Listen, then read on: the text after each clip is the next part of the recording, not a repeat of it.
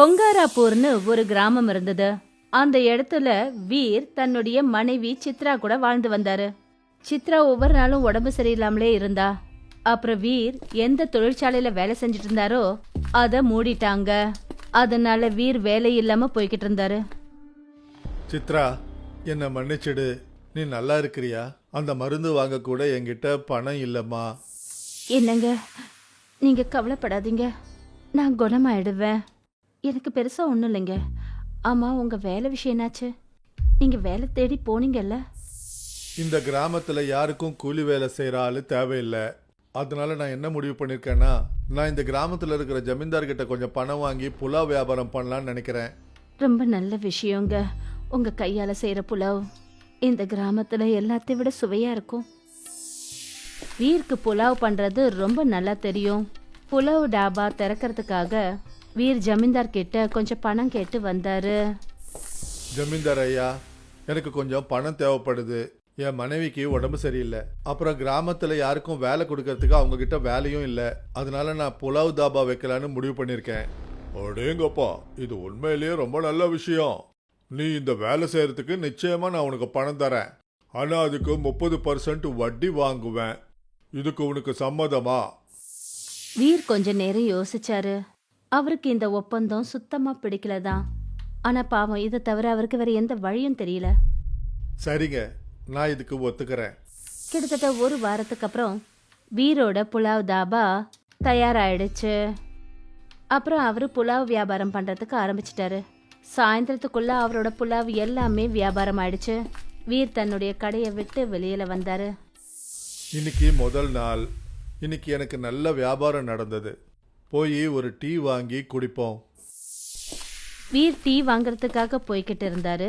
அப்பதான் ஜமீன்தாரோட பொண்ணு ஸ்மிருதி தன்னுடைய காரை வேகமா ஓட்டிக்கிட்டு வந்து டாபா மேல மோதிட்டா. அந்த தாபாவே செதறி போயிடுச்சு. அப்புறம் ஸ்மிருதி காரை கொஞ்சம் கூட நிறுத்தாம அங்கிருந்து போயிட்டா. ஐயோ, என்னுடைய டாபா, இனிமே நான் என்ன பண்றது? வீர் அங்கிருந்து ஜமீன்தாரோட வீட்டுக்கு ஓடினாரு. அப்புறம் அவர்கிட்ட சொன்னான்.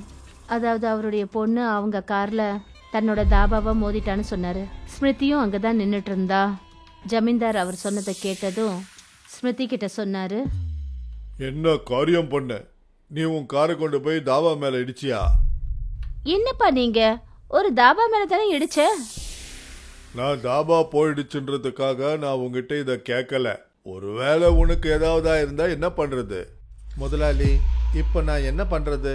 பணம் சம்பாதிக்கிறதுக்கு எனக்கு இருந்த ஒரே ஒரு வழி அந்த தாபா. அது எனக்கு புரியுது. இந்த விஷயத்தை இதோட விட்டுடு. சின்ன பொண்ணு இல்லையா, அதனால இந்த மாதிரி சின்ன சின்ன விஷயங்கள் நடக்கதான் செய்யும். இந்த கடனை மட்டும் கொடுத்துட்டு போதும். ஆனா முதலாளி, உங்க பொண்ணுனால தானே என்னுடைய... ஏய், இங்க இருந்து கிளம்பு. சொல்றது புரியலையா? போய் யார்கிட்ட சொல்லணுமோ போய் சொல்லிக்க. என்ன தலைவர்கிட்ட சொல்ல போறியா இல்ல போலீஸ் கிட்ட சொல்ல போறியா? எல்லாரும் எங்க பாக்கெட்ல இருக்காங்க. இடத்த காலி பண்ண. வீர் ரொம்ப கவலையோட அந்த இடத்த விட்டு புறப்பட்டு போனாரு. அப்புறம் நதிக்கரைக்கிட்ட போய் அழ ஆரம்பிச்சாரு. இப்போ நான் என்னுடைய மனைவிக்கு என்ன பதில் சொல்றது? எப்படி அவளுக்கு நான் மருந்து வாங்கி கொடுப்பேன்? அவளுக்கு எப்படி நான் உதவி செய்வேன்? எனக்கு ஒண்ணுமே புரிய மாட்டேங்குது. அப்போதான் அங்க நதிக்கரைக்கிட்ட பெரிய புற்கள் செடி அசையறத கவனிச்சாரு. வீர் அது என்னன்னு அங்க போய் பார்க்க போனாரு. அவர் பார்த்தாரு, அந்த இடத்துல ஒரு கரடி ஒரு இரும்பு வலையில மாட்டிக்கிட்டு இருந்தது. இது கரடியாச்சே, பாவம், அது ரொம்ப வலியில இருக்கு போல இருக்கு. இரு, நான் உன்னை விடுவிக்கிறேன். உன்னை விடுவிச்சதுக்கு அப்புறம் என்ன கொன்னாலும் எனக்கு ஒன்றும் பெருசா ஆயிட போறதில்ல. வீர் அதோட காலில் மாட்டிட்டு இருந்த இரும்பை எடுத்து விட்டாரு. அப்புறம் கரடி விடுதலை ஆயிடுச்சு. கரடி திடீர்னு பேச ஆரம்பிச்சது. உனக்கு ரொம்ப ரொம்ப நன்றி மனிதனே. ஒருவேளை நீ மட்டும் இன்னைக்கு வரலன்னா என்ன நிச்சயமா யாராவது வேட்டையாடி இருப்பாங்க. வீருக்கு ரொம்பவே ஆச்சரியமாயிடுச்சு. அதாவது இந்த கரடியால எப்படி பேச முடியுதுன்னு. அதிர்ச்சி ஆகாத வீர், நான் பேசக்கூடிய ஒரு கரடி. என் கூட வா. என்னுடைய உயிரை நீ காப்பாத்தினதுக்கு பதிலா உனக்கு நான் உன்னை கொடுக்க விரும்புறேன். அந்த கரடி அவரை தன்னோட குகைக்கு கூட்டிட்டு போச்சு. அங்க 3 பெரிய பெரிய தேங்காய் இருந்தது. அதுல இருந்து கரடி ஒரு தென்னங்காயை எடுத்து வீர்கிட்ட கொடுத்தது. எனக்கு தெரியும் நீ ஒரு கஷ்டத்துல இருக்க. ஒருவேளை இந்த தென்னங்காய் உன்னுடைய கஷ்டத்தை போக்கினாலும் போக்கலாம். இத பூமியில புதைச்சு வை. அப்புறம் உனக்கு என்ன தேவையோ அது கேளு. அதுக்கப்புறமா மறுநாள் வரைக்கும் காத்துக்கிட்டு இரு. வீர் அந்த தென்னங்காயை எடுத்துக்கிட்டு வீட்டுக்கு திரும்பி போனாரு. வீர் அந்த தென்னங்காயை தன்னுடைய வீட்டுக்கு வெளியில புதைச்சி வச்சாரு. மறுநாள் காலையில விடிஞ்சது. வீர் வீட்டுக்கு வெளியில வந்தாரு. அப்புறம் பார்த்தாரு, அங்க பார்த்தா ஒரு பெரிய தென்னை மரமே வளர்ந்திருந்தது. அட, இங்க உண்மையிலேயே ஒரு பெரிய தென்னை மரம் வளர்ந்துருக்கே. ஒரு தென்னங்காய மரத்திலிருந்து பறிச்சு பார்க்கறேன். வீர் அந்த தென்னை மரத்துல ஏறி 3 தென்னங்காயை பறிச்சாரு. அந்த தென்னங்காயை வெட்டினதுக்கு அப்புறமா அவர் பார்த்தாரு, அந்த தென்னங்காய்க்குள்ள சமைச்சு வச்சிருந்த புலாவ் இருந்தது. இது உண்மையிலேயே மாய தென்னங்காய். நேத்து நான் அந்த தென்னங்காயை பதுக்கும் போது புலாவை பத்தி யோசிச்சேன்.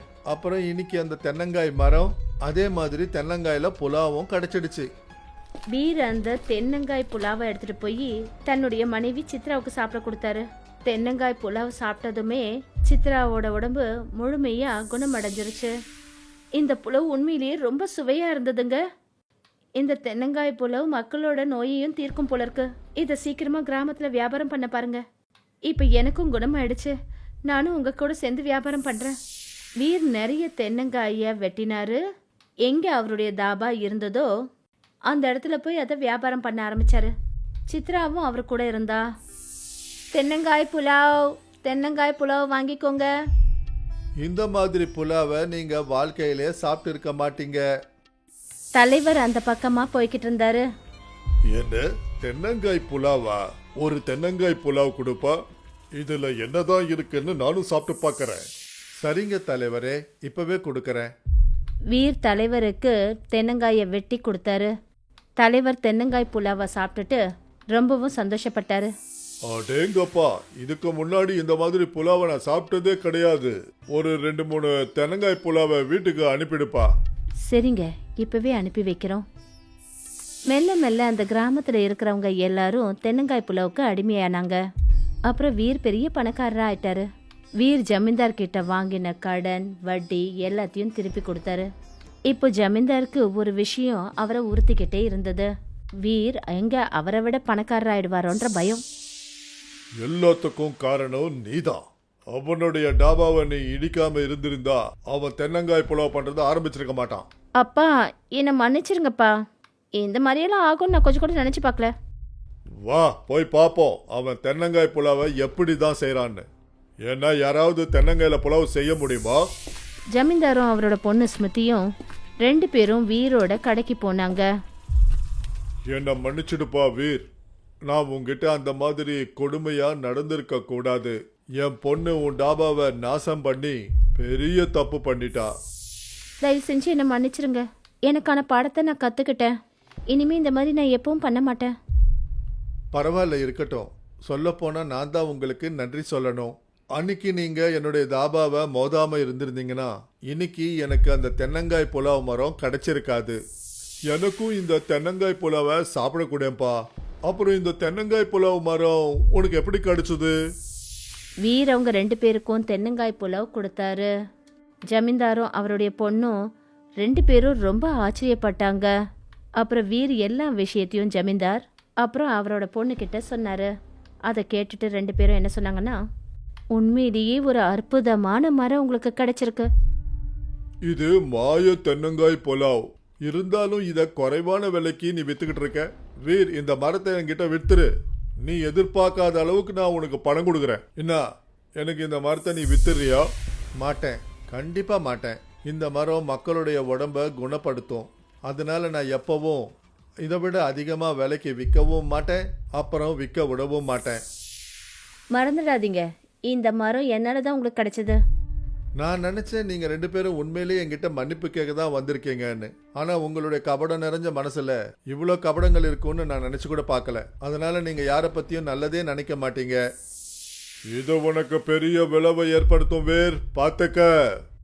இப்படி சொல்லிட்டு ஜமீன்தாரும் அவருடைய மக ஸ்மிருதியும் அங்கேருந்து புறப்பட்டு போனாங்க. அப்புறம் வீட்டுக்கு போனதுமே அவங்க திட்டம் போட ஆரம்பிச்சாங்க. இந்த மாய தென்னங்காய் புலாவ் மரம் எனக்கு கிடைக்கலன்னா அதை நான் அவங்கிட்டையும் இருக்க விட மாட்டேன். ஒரு காலத்துல என்கிட்ட பணம் கேட்டு வாங்கினவன் இன்னைக்கு அவன் என்ன கேவலப்படுத்தி பேசியிருக்கான். அப்பா, என்கிட்ட ஒரு யோசனை இருக்கு. நாமே அந்த தென்னங்காய் புலவு மரத்தையே வெட்டிடக்கூடாது. எரியறத அணைச்சிட்டா கொதிக்கிறது தானே நின்னுட போகுது. இப்ப நீ சொன்னியே இது சரியான யோசனை. ராத்திரி சமயம் ஆயிடுச்சு. அப்புறம் வீர் தன்னுடைய தாபாவை மூடினாரு. இன்னைக்கு கடையை சீக்கிரமா மூடிட்டு வீட்டுக்கு போவோம். என் மனைவி சித்ரா இன்னைக்கு சாப்பிட அருமையான சமையல் பண்ணிருப்பா. வீர் தன்னுடைய வீட்டுக்கு திரும்பி போனாரு. அப்புறம் பாதி ராத்திரி ஆயிடுச்சு.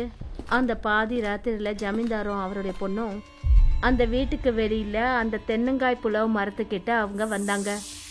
அப்பா, அப்படி இந்த மரத்தை நம்ம வெட்டினோம்னா ரொம்ப சத்தம் கேட்கும். அப்புறம் வீரும் அவனுடைய மனைவியும் முழிச்சுப்பாங்க. தெரியும்டா அம்மா, அதனால தான் நான் பெட்ரோலையும் மேட்சஸையும் கொண்டு வந்தேன். நான் இந்த மரத்தையே எரிச்சிடுவேன். இந்த மரத்துல நெருப்பு பிடிச்சதுமே நாம இந்த இடத்த விட்டு ஓடிடுவோம். அப்பா, நீங்க உண்மையிலேயே பெரிய ஆளுதான்ப்பா. ஜமீன்தார் பெட்ரோலை அந்த மரத்தை சுத்தி அங்கெங்கன்னு ஊத்தினாரு.